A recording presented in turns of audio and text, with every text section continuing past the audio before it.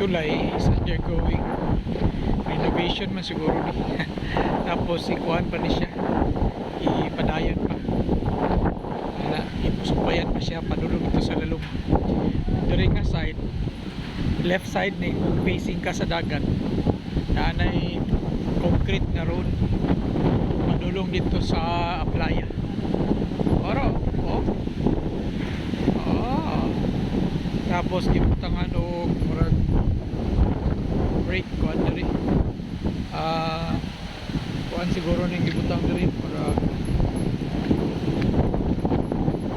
ano to,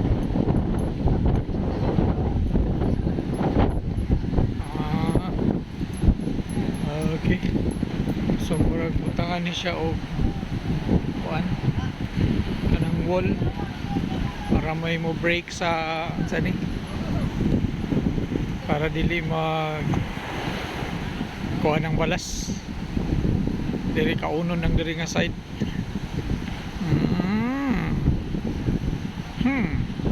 Murag coastal road.